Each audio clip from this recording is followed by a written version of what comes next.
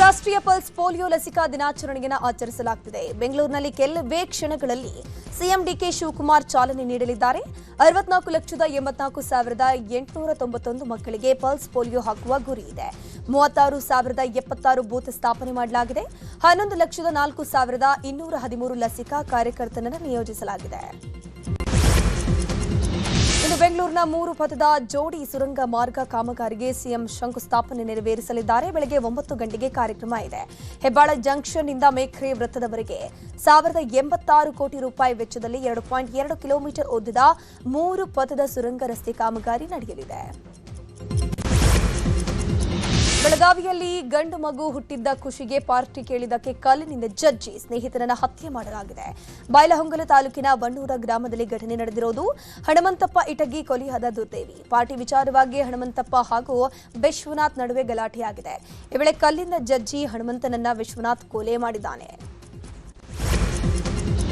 ಮೈಸೂರಿನಲ್ಲಿ ಬಿಲ್ ಕೇಳಿದ್ದಕ್ಕೆ pub manager ಮೇಲೆ ಯುವಕರು ಹಲ್ಲೆ ನಡೆಸಿದ ಆರೋಪ ಕೇಳಿಬಂದಿದೆ.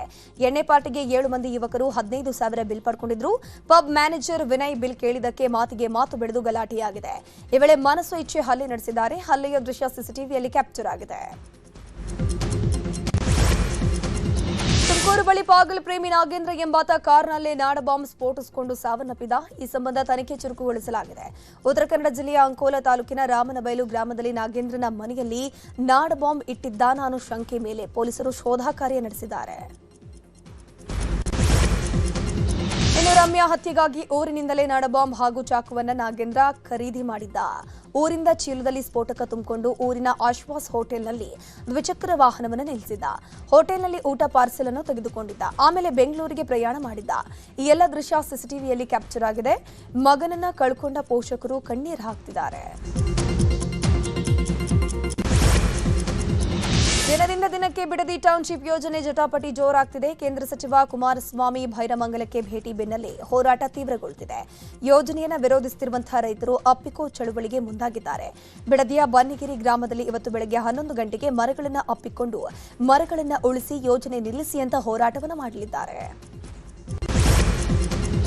ಸಿಎಂ ಡಿಕೆ ಶಿವಕುಮಾರ್ ಹಾಗೂ ಕುಮಾರಸ್ವಾಮಿ ಮಧ್ಯೆ ಟೌನ್ಶಿಪ್ ಸಮರ ತಾರಕಕ್ಕೇರಿದೆ. ಡಿಕೆಗೆ ಪಂಥ್ ಆಹ್ವಾನ ಕೊಟ್ಟಿದ್ದ ಕುಮಾರಸ್ವಾಮಿ ನಿನ್ನೆ ಭೈರಮಂಗಲಕ್ಕೆ ಭೇಟಿ ನೀಡಿ ವಾಪಸ್ಸಾದ್ರು.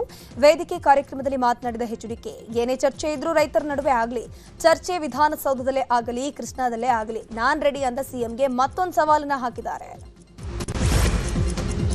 ನಿನ್ನೆ ಬೆಂಗಳೂರಿಗೆ ಬಂದಿದ್ದ ಉಪರಾಷ್ಟ್ರಪತಿಗಳಿಗೆ ಕೇಂದ್ರ ಸಚಿವ ಕುಮಾರಸ್ವಾಮಿ ರಾಜ್ಯದ ನೀರಾವರಿ ಸಮಸ್ಯೆಗಳನ್ನು ಬಗೆಹರಿಸೋಕೆ ಮನವಿಯನ್ನು ಮಾಡಿಕೊಂಡಿದ್ದಾರೆ.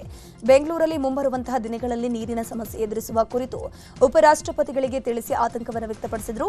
ರಾಜ್ಯದ ನೀರಿನ ಸಮಸ್ಯೆಗೆ ಪರಿಹಾರ ಕಲ್ಪಿಸುವಂತೆ ಉಪರಾಷ್ಟ್ರಪತಿ ಮನವಿಯನ್ನು ಮಾಡಿಕೊಂಡಿದ್ದಾರೆ. ಬಿಡದಿಯ ಟೌನ್ಶಿಪ್ ಬಡಿದಾಟ ತಾರಕಕ್ಕೇರಿದೆ. ಆದರೆ ಈ ಯೋಜನೆ ಬಗ್ಗೆ ಮಾಜಿ ಸಿಎಂ ಸಿದ್ದರಾಮಯ್ಯ ಮೌನವಾಗಿದ್ದಾರೆ. ಮಾಗಡಿ ಬಾಲಕೃಷ್ಣ, ಗಣಿಗ ರವಿ, ಪ್ರದೀಪ್ ಈಶ್ವರ್, ಡಿಸಿಎಂ ಪರಮೇಶ್ವರ್ ಟೌನ್ಶಿಪ್ ಪರ ಮಾತನಾಡುತ್ತಿದ್ದಾರಷ್ಟೇ. ಸಿಎಂ ಸ್ಥಾನಕ್ಕೆ ರಾಜೀನಾಮೆ ಬಳಿಕ ಮಾಜಿ ಸಿಎಂ ಸಿದ್ದರಾಮಯ್ಯ ಎಕ್ಸ್ನಲ್ಲಿ ಭಾವುಕ ಪೋಸ್ಟ್ ಅನ್ನು ಹಾಕಿದ್ದಾರೆ. ಅಧಿಕಾರ ಸಂಪತ್ತು ನಶ್ವರ, ಜನರ ಪ್ರೀತಿಯೇ ನಿರಂತರ. ಪದತ್ಯಾಗ ಮಾಡಿದ ದಿನದಿಂದ ಹೋದಲ್ಲಿ ಬಂದಲ್ಲಿ ಜನರು ಪ್ರೀತಿ ತೋರಿಸಿದ್ದಾರೆ. ಈ ಅಭಿಮಾನ ನೋಡಿದ್ರೆ ಜನ ಮೆಚ್ಚುವ ರೀತಿಯಲ್ಲಿ ಜನಸೇವೆ ಮಾಡಿದ್ದೀನಿ ಎಂಬ ಭಾವನೆ ಮೂಡಿದೆ ಅಂತ ಪೋಸ್ಟ್ ಹಾಕಿದ್ದಾರೆ. ಇಂದು ಮೈಸೂರಲ್ಲಿ ಎಸ್ಸಿಆರ್ ಜಾಗೃತಿ ಸಮಾವೇಶ ನಡೆಯಲಿದೆ. ಈ ಹಿನ್ನೆಲೆಯಲ್ಲಿ ಮಾಜಿ ಸಿಎಂ ಸಿದ್ದರಾಮಯ್ಯ ಸಿಎಂ ಸ್ಥಾನಕ್ಕೆ ರಾಜೀನಾಮೆ ಸಲ್ಲಿಸಿದ ಬಳಿಕ ನಿನ್ನೆ ಮೊದಲ ಬಾರಿಗೆ ಮೈಸೂರಿಗೆ ಆಗಮಿಸಿದ್ದಾರೆ. ಅಭಿಮಾನಿಗಳು ಮಾಜಿ ಸಿಎಂ ಸಿದ್ದರಾಮಯ್ಯನವರಿಗೆ ಅಭೂತಪೂರ್ವ ಸ್ವಾಗತವನ್ನು ಕೋರಿದರು. ಪರಿಷತ್ ಚುನಾವಣೆಯಲ್ಲಿ ಅಡ್ಡ ಮತದಾನ ಹಿನ್ನೆಲೆ ಬಿಜೆಪಿ ಸತ್ಯ ಶೋಧನಾ ಸಮಿತಿಯನ್ನು ರಚನೆ ಮಾಡಿತ್ತು. ವರದಿಯನ್ನು ನೀಡುವಂತೆ ಆದೇಶಿಸಿತ್ತು. ಇದರ ಬೆನ್ನಲ್ಲೇ ಸಿಟಿ ರವಿ ನೇತೃತ್ವದ ಬಿಜೆಪಿಯ ಸತ್ಯ ಶೋಧನಾ ಸಮಿತಿ ಬಿಜೆಪಿಯ ರಾಜ್ಯಾಧ್ಯಕ್ಷ ಬಿವೈ ವಿಜಯೇಂದ್ರಗೆ ವರದಿಯನ್ನು ಸಲ್ಲಿಕೆ ಮಾಡಿದೆ. ವರದಿ ಸಲ್ಲಿಕೆ ಬಳಿಕ ಮಾತನಾಡಿದ ವಿಧಾನ ಪರಿಷತ್ನ ಸದಸ್ಯ ಸಿಟಿ ರವಿ, ಸಾಂದರ್ಭಿಕ ಸಾಕ್ಷ್ಯ ಪರಿಗಣಿಸಿ ವರದಿಯನ್ನು ನೀಡಿದ್ದೀವಿ ಅಂತಂದ್ರು. ಚಿಕ್ಕಬಳ್ಳಾಪುರದಲ್ಲಿ ನಿನ್ನೆ ಕೆಂಪೇಗೌಡ ಜಯಂತಿ ವೇಳೆ ಭಾರೀ ಹೈ ಡ್ರಾಮಾ ನಡೆದಿದೆ. ಕುಮಾರಸ್ವಾಮಿ ಬಗ್ಗೆ ಶಾಸಕ ಪ್ರದೀಪ್ ಈಶ್ವರ್ ಹಗುರವಾಗಿ ಮಾತನಾಡಿದ್ದಾರೆ ಅಂತ ಒಕ್ಕಲಿಗ ಸಮುದಾಯದ ಮುಖಂಡರು ರೊಚ್ಚಿಗೆದ್ರು. ಬಳಿಕ ಪ್ರದೀಪ್ ಈಶ್ವರ್ಗೆ ಘೇರಾವ್ ಹಾಕಿ ಅವರ ಕಾರಿಗೆ ಚಪ್ಪಲಿ ಎಸೆದರು. ಬಳಿಕ ಮಾತನಾಡಿದ ಶಾಸಕ ಪ್ರದೀಪ್ ಈಶ್ವರ್ ಎಚ್ಡಿಕೆಗೆ ಓಪನ್ ಚಾಲೆಂಜ್ ಅನ್ನು ಹಾಕಿದ್ರು. ಆರ್ಎಸ್ಎಸ್ ವಿರುದ್ಧ ಅವಹೇಳನಕಾರಿ ಪೋಸ್ಟ್ ಮಾಡಿದ ಆರೋಪ ಸಂಬಂಧ ಸಚಿವ ಪ್ರಿಯಾಂಕ್ ಖರ್ಗೆ, ಮೊಹಮ್ಮದ್ ನಲ್ಪಾಡ್ಗೆ ಬೆಂಗಳೂರಿನ 42ನೇ ಎಸಿಜೆಎಂ ಕೋರ್ಟ್ ಸಮನ್ಸ್ ಜಾರಿಗೆ ಆದೇಶಿಸಿದೆ. ಆರ್ಎಸ್ಎಸ್ ಕಾರ್ಯಕರ್ತ ಎ ತೇಜಸ್ ದೂರು ದಾಖಲಿಸಿದ್ರು.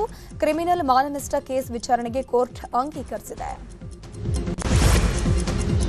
ಹುಬ್ಬಳ್ಳಿಯ ಕಸಬಾಪೇಟೆ ಪೊಲೀಸ್ ಠಾಣಾ ವ್ಯಾಪ್ತಿಯ ಇಸ್ಲಾಂಪುರ ಓಣಿಯ ಗೋದಾಮಿನಲ್ಲಿ ಅಕ್ರಮವಾಗಿ ಸಾಗಿಸೋಕೆ ಇರಿಸಲಾಗಿದ್ದ ಗೋವುಗಳನ್ನು ರಕ್ಷಣೆ ಮಾಡಲಾಗಿದೆ. ಬಜರಂಗದಳ ಸೇರಿ ವಿವಿಧ ಹಿಂದೂ ಸಂಘಟನೆ ಕಾರ್ಯಕರ್ತರು ಗೋದಾಮು ಪತ್ತೆ ಹಚ್ಚಿ ಪೊಲೀಸರಿಗೆ ಮಾಹಿತಿಯನ್ನು ಕೊಟ್ಟಿದ್ದಾರೆ. ಆರೋಪಿಗಳ ವಿರುದ್ಧ ಸೂಕ್ತ ಕ್ರಮಕ್ಕೂ ಒತ್ತಾಯಿಸಿದ್ದಾರೆ. ಬೆಂಗಳೂರಿನಲ್ಲಿ ನಡೆದ ತ್ರಿವಳಿ ಕೊಲೆ ಪ್ರಕರಣ ಸಂಬಂಧ ಶ್ವೇತಾ ಕೆನೆತ್ ವಿಚಾರಣೆ ತೀವ್ರಗೊಳಿಸಲಾಗಿದೆ. ಮೂವರ ಹೆಣ ಉರುಳಿಸಿದ ಹಂತಕರು ವಿಚಾರಣೆ ವೇಳೆ ಖತರ್ನಾಕ್ ಕಳ್ಳಾಟ ಆಡುತ್ತಿದ್ದಾರೆ. ಪದೇ ಪದೇ ಹೇಳಿಕೆ ಬದಲಿಸಿ ತನಿಖೆ ದಿಕ್ಕು ತಪ್ಪಿಸಿದ್ದಾರೆ. ಹೀಗಾಗಿ ಶ್ವೇತಾ ತಂದೆ ಸೋಮಸುಂದರ್ ಹೇಳಿಕೆಯನ್ನು ಮುಂದಿಟ್ಟು ವಿಚಾರಣೆಯನ್ನು ಮುಂದುವರಿಸಲಾಗಿದೆ. ಕೆನೆತ್ ಅಮ್ಮನನ್ನ ಎರೆದು ಕೊಂದ ಅಂತ ಹೇಳಿಕೊಂಡು ಶ್ವೇತಾ ಹೇಳಿದ್ರೆ, ಕೆನೆತ್ ಮಾತ್ರ ನಾನು ಕೊಲೆ ಮಾಡಿಲ್ಲ ಅಂತ ಹೇಳ್ತಿದ್ದಾನೆ. ಬೆಳಗಾವಿ ಪಾಲಿಕೆಯಲ್ಲಿ ಕರ್ನಾಟಕ ಪರವಾದ ನಿರ್ಣಯಕ್ಕೆ ಒತ್ತಾಯಿಸಿ ಕನ್ನಡ ಸಂಘಟನೆಗಳು ಹೋರಾಟವನ್ನು ನಡೆಸಿದ್ದಾರೆ. ಹೋರಾಟ 100 ದಿನ ಪೂರೈಸಿದ ಹಿನ್ನೆಲೆಯಲ್ಲಿ ಕಿತ್ತೂರು ಚೆನ್ನಮ್ಮ ವೃತ್ತದಲ್ಲಿರುವಂತಹ ಗಣಪತಿ ದೇವಸ್ಥಾನದಲ್ಲಿ ಪೂಜೆಯನ್ನು ಸಲ್ಲಿಸಿ 101 ಈಡುಗಾಯಿಗಳನ್ನು ಒಡೆಯೋ ಪ್ರಾರ್ಥನೆಯನ್ನು ಸಲ್ಲಿಸಲಾಯಿತು. ಚಾಮರಾಜನಗರ ತಾಲೂಕಿನ ಮಹಾಂತಳಾಪುರ ಗ್ರಾಮದ ಮನೆಯೊಂದರಲ್ಲಿ ಸೇರ್ಕೊಂಡಿದ್ದ ಅಪರೂಪದ ಉಡವನ್ನ ಸ್ನೇಕ್ ಮಹೇಶ್ ಅವರು ರಕ್ಷಣೆ ಮಾಡಿದ್ದಾರೆ. ರಕ್ಷಣೆ ಮಾಡಿದ ಉಡವನ್ನ ಕಾಡಿಗೂ ಬಿಡಲಾಗಿದೆ. ಅಯೋಧ್ಯೆಯ ರಾಮ ಮಂದಿರದಲ್ಲಿ ಹಣ ಹಾಗೂ ದೇವರ ಚಿನ್ನಾಭರಣ ಕದ್ದ ಕೇಸ್ನಲ್ಲಿ 8 ಜನರನ್ನ 3 ದಿನ ಜೈಲಿಗೆ ಕಳಿಸಲಾಗಿದೆ. ಎಸ್ಐಟಿ ತನಿಖೆ ಆಗ್ತಾ ಇದ್ದಂತೆ ಶ್ರೀರಾಮ ಜನ್ಮಭೂಮಿ ತೀರ್ಥಕ್ಷೇತ್ರದ ಟ್ರಸ್ಟ್ ಮೊದಲ ವಿವರವಾದ ಹೇಳಿಕೆಯನ್ನು ಬಿಡುಗಡೆ ಮಾಡಿದೆ. ಘಟನೆಯಿಂದ ತೀವ್ರ ಆಘಾತ ಮತ್ತು ದುಃಖ ಉಂಟಾಗಿದೆ ಅಂತ ಹೇಳಲಾಗಿದೆ. ನೀಟ್ ಪೇಪರ್ ಲೀಕ್ ಬಳಿಕ ಈಗ ಮಹಾರಾಷ್ಟ್ರದಲ್ಲಿ ಟಿಇಟಿ ಪ್ರಶ್ನೆ ಪತ್ರಿಕೆ ಸೋರಿಕೆ ಪ್ರಕರಣ ಸಂಬಂಧ ಮೂವರನ್ನ ಪೊಲೀಸರು ವಶಕ್ಕೆ ಪಡೆದು ತನಿಖೆ ಚುರುಕುಗೊಳಿಸಿದ್ದಾರೆ. ಮಹಾರಾಷ್ಟ್ರ ಸಿಎಂ ದೇವೇಂದ್ರ ಫಡ್ನವೀಸ್ ಪ್ರಕರಣದ ತನಿಖೆಯನ್ನು ಎಸ್ಐಟಿಗೆ ಕೊಟ್ಟಿದ್ದಾರೆ. ಇರಾನ್ ಅಮೆರಿಕ ನಡುವೆ ಕದನ ವಿರಾಮದ ಉಲ್ಲಂಘನೆಯಾಗಿದೆ. ಮತ್ತೆ ಯುದ್ಧ ಶುರುವಾಗಿದೆ. ಇರಾನ್ ಮೇಲಿನ ದಾಳಿಯ ದೃಶ್ಯಗಳನ್ನು ಅಮೆರಿಕ ರಿಲೀಸ್ ಮಾಡಿದೆ. ಇರಾನಿನ ಕ್ಷಿಪಣಿ ಮತ್ತು ಡ್ರೋನ್ ಸಂಗ್ರಹಣಾ ಸ್ಥಳಗಳು ಮತ್ತು ಕರಾವಳಿ ರಾಡಾರ್ ಸ್ಥಾನಗಳ ಮೇಲೆ ದಾಳಿಯ ದೃಶ್ಯ ಭೀಕರವಾಗಿದೆ. ಇರಾನ್ ಕೂಡ ಅಮೆರಿಕಾಗೆ ದಿಟ್ಟ ಉತ್ತರವನ್ನ ಕೊಡ್ತಾನೇ ಇದೆ. ಬಹ್ರೈನ್ನಲ್ಲಿರುವಂತಹ ಯುಎಸ್ನ 5ನೇ ಫ್ಲೀಟ್ ಪ್ರಧಾನ ಕಚೇರಿಯ ಮೇಲೆ ಕ್ಷಿಪಣಿ ದಾಳಿಯನ್ನು ಮಾಡಿದೆ. ದಾಳಿಯ ದೃಶ್ಯಗಳು ಭಯಾನಕವಾಗಿದೆ. ಭೀಕರ ಭೂಕಂಪನದಿಂದಾಗಿ ವೆನೆಜುವೆಲಾದ ಜನ ತತ್ತರಿಸಿ ಹೋಗಿದ್ದಾರೆ. ಪ್ರಬಲ ಭೂಕಂಪಕ್ಕೆ ಈವರೆಗೂ ಸಾವಿನ ಸಂಖ್ಯೆ 1400ಕ್ಕೂ ಹೆಚ್ಚಾಗಿದೆ ಅಂತ ಅಲ್ಲಿನ ಅಧಿಕಾರಿಗಳು ಮಾಹಿತಿಯನ್ನು ಕೊಟ್ಟಿದ್ದಾರೆ. 50,000ಕ್ಕೂ ಹೆಚ್ಚು ಜನರು ನಾಪತ್ತೆಯಾಗಿದ್ದಾರೆ. ಪ್ರಧಾನಿ ಮೋದಿ 3 ದಿನಗಳ ಕಾಲ ಸೀಶೆಲ್ಸ್ ಪ್ರವಾಸದಲ್ಲಿದ್ದಾರೆ. ಈ ವೇಳೆ ಪ್ರಧಾನಿ ಮೋದಿ 194 ವರ್ಷದ ವಿಶ್ವದ ಅತ್ಯಂತ ಹಳೆಯ ಜೊನಾಥನ್ ಆಮೆಗೆ ಮೇವು ತಿನ್ನಿಸಿ ಸೌಹಾರ್ದತೆಯನ್ನು ತೋರಿದ್ದಾರೆ. ಹುಬ್ಬಳ್ಳಿಯ ಕೆಎಸ್ಸಿಎ ಮೈದಾನದಲ್ಲಿ ಮಹಾರಾಜ ಕಪ್ ಟಿ20 ಲೀಗ್ ಪಂದ್ಯಗಳು ಶುರುವಾಗಿದೆ. ನಿನ್ನೆ ನಡೆದ ಮ್ಯಾಚ್ನಲ್ಲಿ ಶಿವಮೊಗ್ಗ ಲಯನ್ಸ್ ವಿರುದ್ಧ ಬೆಂಗಳೂರು ಬ್ಲಾಸ್ಟರ್ಸ್ ಗೆದ್ದು ಬೀಗಿದ್ರೆ, ಕಲಬುರಗಿ ಮೈಸ್ಟಿಕ್ ತಂಡ ಮೈಸೂರು ವಾರಿಯರ್ಸ್ ವಿರುದ್ಧ ಗೆಲುವನ್ನು ಸಾಧಿಸಿದೆ. ನೆನಪಿರಲಿ, ಪ್ರೇಮ್ ನಟನೆಯಲ್ಲಿ ಕೆಂಪಾಬೂದಿ ಎಂಬ ಸಿನಿಮಾ ಬರ್ತಾ ಇದೆ. ಸದ್ಯ ಇದರ ಟೀಸರ್ ರಿಲೀಸ್ ಆಗಿದೆ. ಈ ಸಿನಿಮಾ ಬೆಂಗಳೂರಿನ ಇತಿಹಾಸಕ್ಕೆ ಸಂಬಂಧಪಟ್ಟಿದೆ ಅಂತ ಟೀಸರ್ ನೋಡಿದ್ರೇನೆ ಗೊತ್ತಾಗ್ತಾ ಇದೆ. ಪ್ರೇಮಂ ಸಿನಿಮಾವನ್ನ ನಿರ್ದೇಶನ ಮಾಡಿದ್ದ ಅಲ್ಫಾನ್ಸೋ ಪುತಿರನ್ ಹಾಗೂ ಆ ಸಿನಿಮಾದಲ್ಲಿ ಪ್ರಮುಖ ಪಾತ್ರದಲ್ಲಿ ನಟಿಸಿದ್ದ ನವೀನ್ ಪೌಲಿ ಮತ್ತೆ ಒಂದಾಗಿದ್ದಾರೆ. ಇವರಿಬ್ಬರ ಕಾಂಬಿನೇಷನ್ ಸಿನಿಮಾಗೆ ವಿಜಯಂ ಎಂಬ ಟೈಟಲ್ ಇಡಲಾಗಿದೆ. ಆರೋಗ್ಯ ಮತ್ತು ದೈಹಿಕ ಫಿಟ್ನೆಸ್ ಬಗ್ಗೆ ಜಾಗೃತಿ ಮೂಡಿಸೋಕೆ ಮೈಸೂರಲ್ಲಿ ನ್ಯೂಸ್ 18 ಕನ್ನಡ ವತಿಯಿಂದ ನಂಬರ್ 1 ಮ್ಯಾರಥಾನ್ ನಡೀತಾ ಇದೆ. ನಗರದ ಕೋಟೆ ಆಂಜನೇಯ ಸ್ವಾಮಿ ದೇವಸ್ಥಾನದ ಮುಂಭಾಗ ಕಾರ್ಯಕ್ರಮ ಆಯೋಜಿಸಲಾಗಿದ್ದು, ಕಾರ್ಯಕ್ರಮಕ್ಕೆ ನಗರಾಭಿವೃದ್ಧಿ ಸಚಿವ ಡಾ ಯತೀಂದ್ರ ಚಾಲನೆ ನೀಡಿದ್ದಾರೆ. ನೆಟ್ವರ್ಕ್ 18 ಸೌತ್ನ editorial adviser DP Satish, news 18 Kannada ಸಂಪಾದಕ ಹರಿಪ್ರಸಾದ್ ನಂಬರ್ ರನ್ನಲ್ಲಿ ಪಾಲ್ಗೊಂಡಿದ್ದಾರೆ. ರನ್ ಫಾರ್ ಕಾಸ್ ಅಂತಂದ್ರೆ ಒಂದು ಉದ್ದೇಶಕ್ಕೋಸ್ಕರ ಒಂದು ಮ್ಯಾರಥಾನ್ ಅನ್ನು ಆಯೋಜನೆ ಮಾಡಿದ್ದಾರೆ. ದೇಶದಲ್ಲಿ ಎಲ್ಲ ನಾಗರಿಕರು ಕೂಡ ಆರೋಗ್ಯ ಪ್ರಜ್ಞೆನ ಬೆಳೆಸಬೇಕು, ಉತ್ತಮ ರೀತಿಯಾದಂತಹ ಆರೋಗ್ಯ ಪದ್ಧತಿಯನ್ನು ಅಳವಡಿಸಿಕೊಳ್ಳೋದಕ್ಕೋಸ್ಕರ ಅವರಲ್ಲಿ ಜಾಗೃತಿ ಮೂಡಿಸಬೇಕು. ಮತ್ತೆ ವ್ಯಸನಗಳನ್ನ, ಅದು ಮುಖ್ಯವಾಗಿ ಮಾದಕ ವಸ್ತುಗಳ ವ್ಯಸನಗಳನ್ನ ಜನರು ಬಿಡಲಿ ಬಹಳ ಸಂತೋಷದ ಬಗ್ಗೆ ಈ ಕಾರ್ಯಕ್ರಮ ಉದ್ಘಾಟನೆ ಮಾಡ್ತಾ ಇದ್ದೀನಿ. ಒಂದು ಕಾರ್ಯಕ್ರಮದಲ್ಲಿ ಸುಮಾರು 1600ಕ್ಕೂ ಹೆಚ್ಚು ಜನ ನಮ್ಮ ಮೈಸೂರಿನ ನಾಗರಿಕರು ರಿಜಿಸ್ಟರ್ ಆಗಿದ್ದೀರಿ. ನೀವೆಲ್ಲರೂ ಕೂಡ ಒಂದು ಒಳ್ಳೆ ಸಂದೇಶ ಸಮಾಜಕ್ಕೆ ಕೊಡಬೇಕು ಅಂತ ಹೇಳಿ ಒಂದು ಕಾಸ್ಗೋಸ್ಕರ ನೀವು ಇವತ್ತು ಮ್ಯಾರಥಾನ್ನಲ್ಲಿ ಭಾಗವಹಿಸಿದ್ದೀರಿ. ಹಾಗಾಗಿ ನೀವೆಲ್ಲರಿಗೂ ಕೂಡ ಯಾರ್ಯಾರು ಭಾಗವಹಿಸಿದ್ರೆ ಅವರೆಲ್ಲರಿಗೂ ಕೂಡ ಧನ್ಯವಾದಗಳನ್ನ, ಅಭಿನಂದನೆಗಳನ್ನ ತಿಳಿಸಿ ನನ್ನ 2 ಮಾತುಗಳನ್ನು ಮುಗಿಸ್ತೇನೆ.